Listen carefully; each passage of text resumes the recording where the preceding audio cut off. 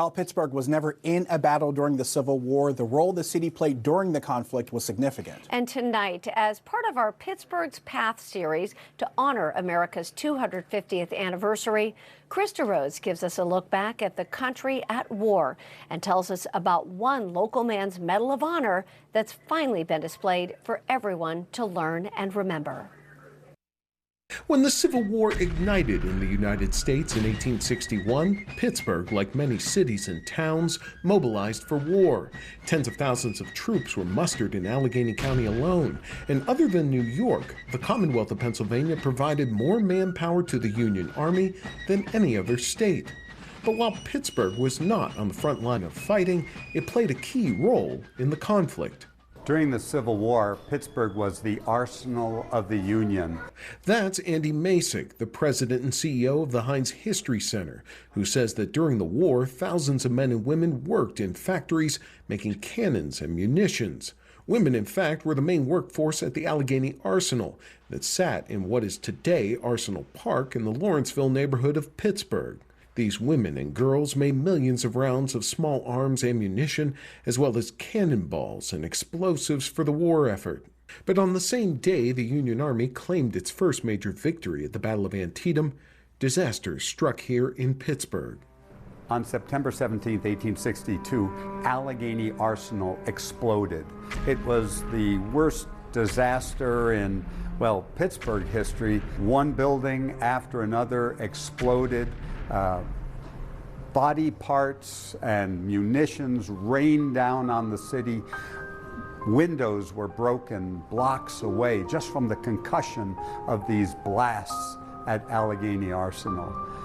It was a tragedy the likes of which we've never seen before. 78 women and girls were killed in this disastrous explosion. Despite multiple investigations, it was never determined what caused the explosion. And because the war was still on, the arsenal was quickly rebuilt and brought back online, while those who perished were placed in a mass grave in Allegheny Cemetery, marked only today by one large stone, tucked away on the far side of the burial grounds. Not far from the Arsenal Monument, however, rests someone whose life from that time has just been thrust back into focus.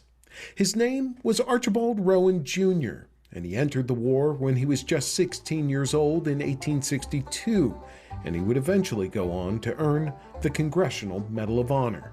He was a member of a unit called Jesse's Scouts, and they were Army scouts that dressed in Confederate uniforms. You know, this is a hanging offense if you're captured. It's very dangerous. They penetrated Confederate lines and they gathered information. He was personally responsible to General Sheridan and carried messages and information back and forth to Sheridan. And even at the end of the war, he had a personal message that he was in charge of getting to General Grant, which kind of helped close the war. It gave dispositions of the Confederate Army in the very last days. After the war, Rowan became an attorney in Pittsburgh, and he was even the Allegheny County Clerk of Courts for a time.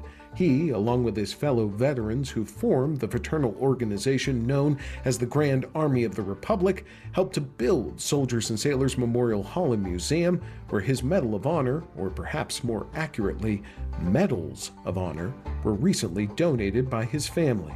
He did not earn 2 medals, but he has 2 Medals of Honor because the one he got was for Civil War services in 1873. It was the very first model. And those recipients were encouraged to turn in that medal in 1902 to get the upgraded one, and he refused to. So he kept the old one, and he got a new one, and we have both of them. Rowan's medals will soon be on permanent display in the museum's Hall of Valor for people to visit, learn, and reflect. While the Civil War was fought far from Pittsburgh's streets, its impact can still be found here today, and its legacy remains part of Pittsburgh's path and America's story more than 160 years later. For KDKA-TV News, I'm Krista Rose.